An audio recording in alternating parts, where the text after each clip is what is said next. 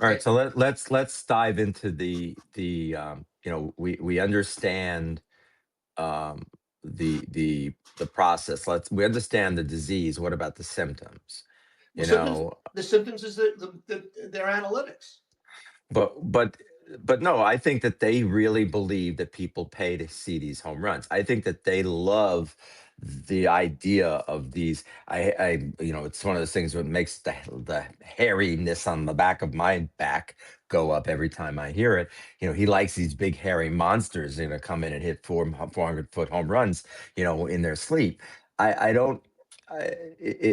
One of those things. Why are they so married to this one way of winning baseball games Well, that seems to be archaic, in my opinion? it's everybody. Well, think about it. The Moneyball era, which the Yankees did a great job of transitioning to in the late '90s and early 2000s, was one thing, and then everybody started going, with Sosa and McGuire. Chicks love the long ball, blah blah blah, and the Yankees transitioned to that.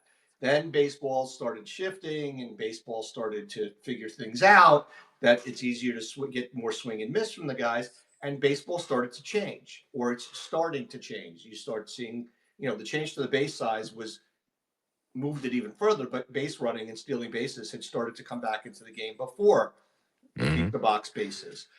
And what's still not back in the game, but it's starting, was more last year with the better hitting teams, with the higher contact teams, was hit and run, taking an extra base. All those things that players are no longer good at with regard to the fundamentals on defense and the fundamentals of hitting.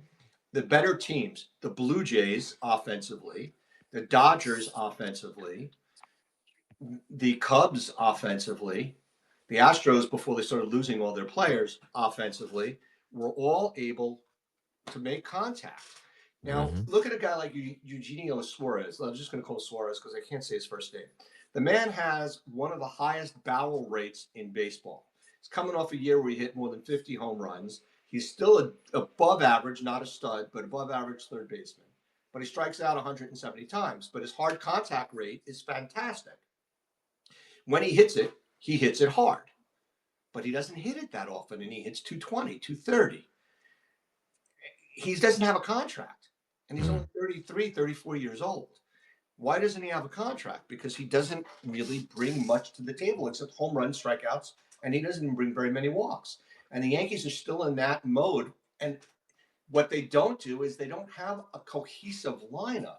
They just have a bunch of the same guys. That's your saying. They have a bunch of the same guys. Yeah. You need a lineup.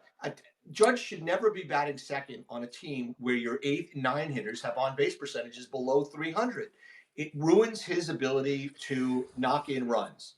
But it Yeah. doesn't help that the Yankees don't have a 350, 360 leadoff hitter with an on base percentage of 350, 360. Well, I'll go that you're looking at an entire lineup with poor contact Yep. quality. They just have a tendency, and they're also, because of their base to base skills, and the general lack of base running ability. They kill a lot of rallies without, on the bases, without doing any of the small things, and they just can't advance runners. And that's something that they can't do in the season either. They haven't done that well seasonally. They Right. just they plummet you with 3-run homers.